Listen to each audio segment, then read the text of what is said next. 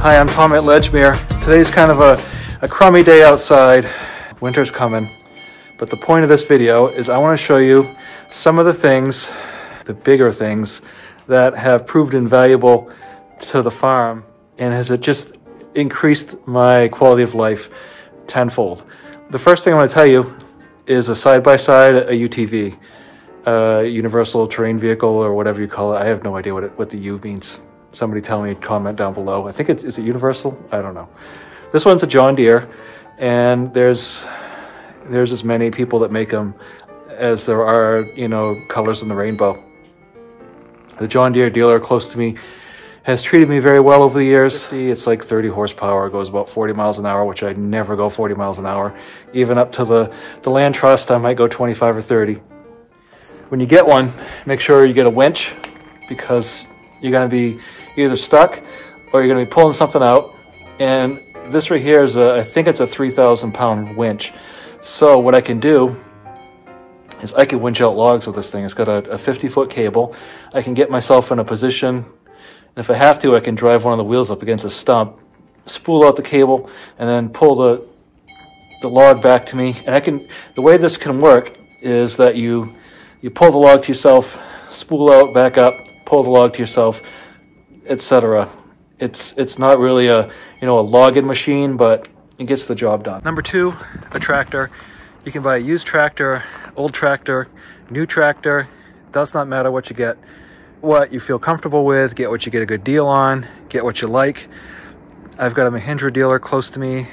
This has been a fantastic tractor. It's made by Mitsubishi Japan. The whole thing is Mitsubishi Japan, except for the loader, which was made in the United States. But I'm not going to put a plug-in on a particular model or make of tractor, other than I love this tractor. If you're going to get a tractor, try to get one with the skid steer, quick attach on the front, because when I show you what else here in a second, you're going to see why that's so important. Snowblower. If you live in Maine or any place north where there's a ton of snow, you can get a back blade, and those work okay. But snowblower, and yeah, you do get a sore neck, but I don't actually plow the whole driveway with it. So I'll explain more about that in a second.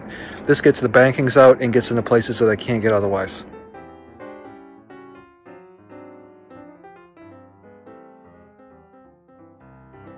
Live again in the north. This is a 7-foot snow pusher.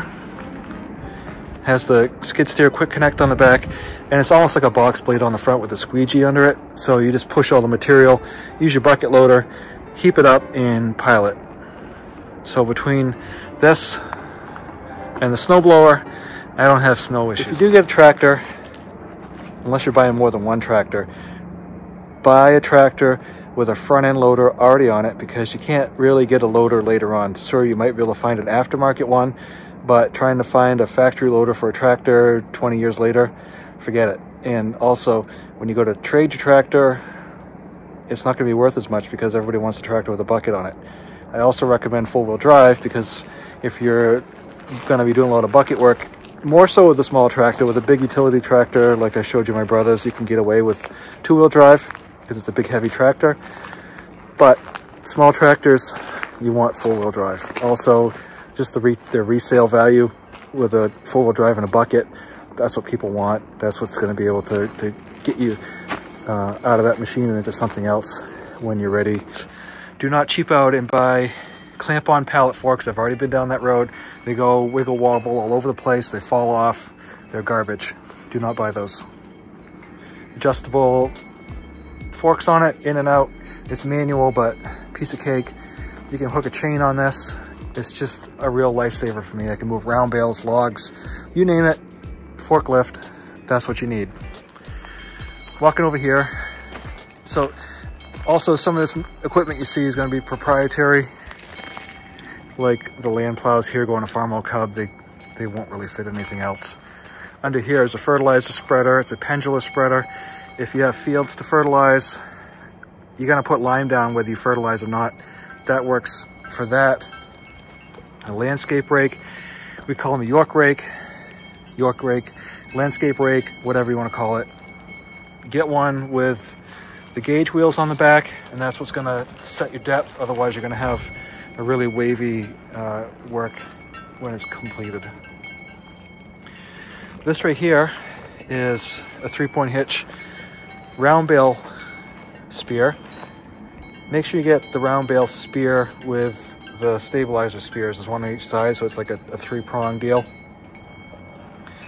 This right here was just a skid steer attach plate with 3-point hitch couplings on it, and so that's how I converted that. Can you move round bales without it?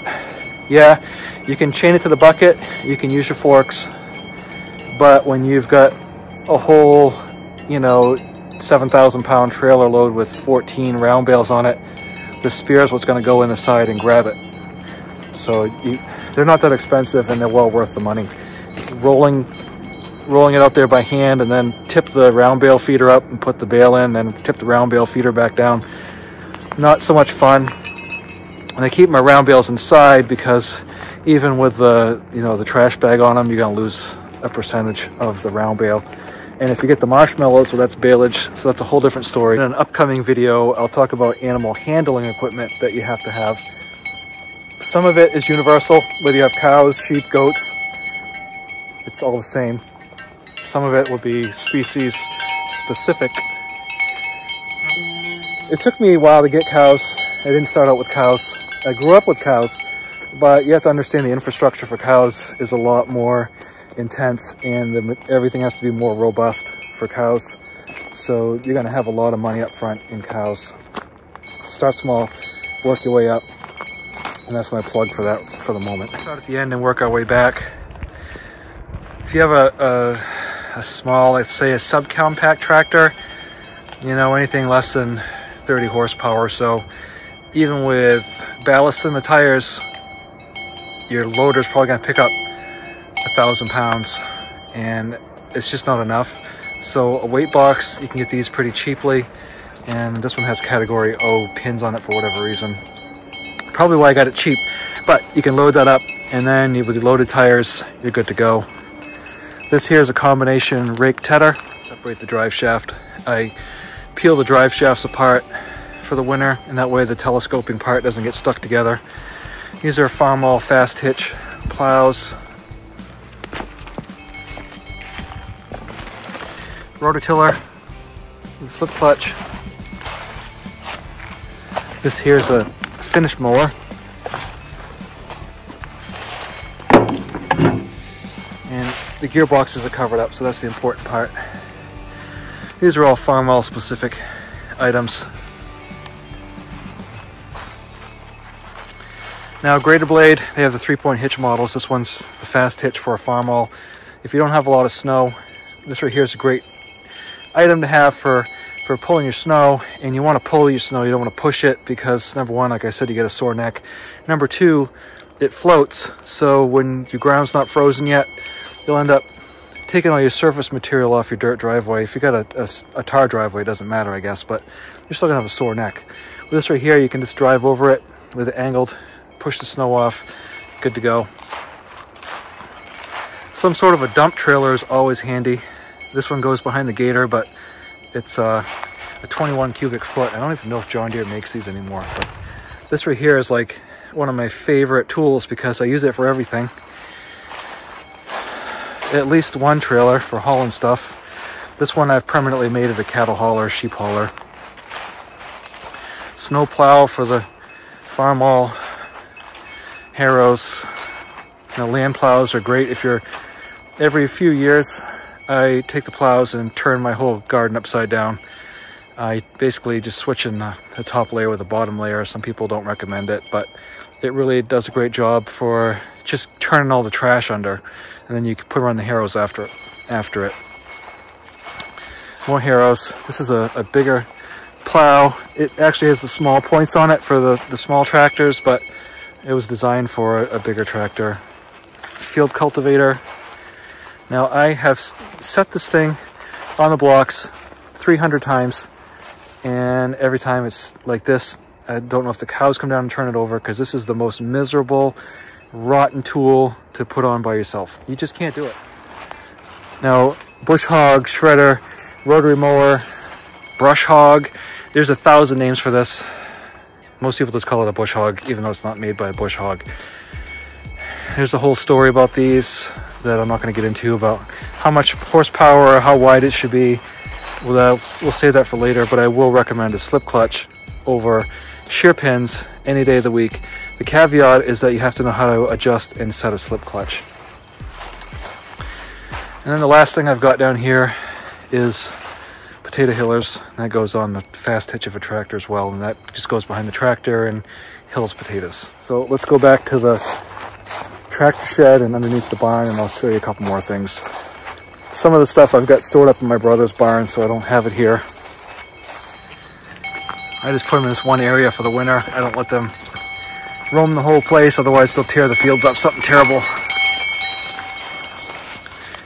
Tool I do have is these Manure Forks, and I run into the same problem I would have with the clamp-on forks, is that they will fall off after a while, so you just have to be careful with it. But for cleaning out a freestall, this is what you want, because otherwise with just a bucket, you'll roll all your bedding up into a mound.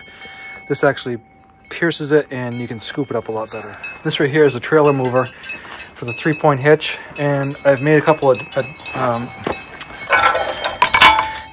what I call improvements. I've got this right here on it with these chains, and so I can take a log chain with the 3-point hitch, hook onto some pretty decent logs, pick it up with the 3-point hitch and twitch out your logs. And then you've got the Reese hitch here with your ball hitch, and then down there you can just put a clevis on it or pin hitch or whatever you need to do. Corn planter, have a couple of, actually I have 4 of them.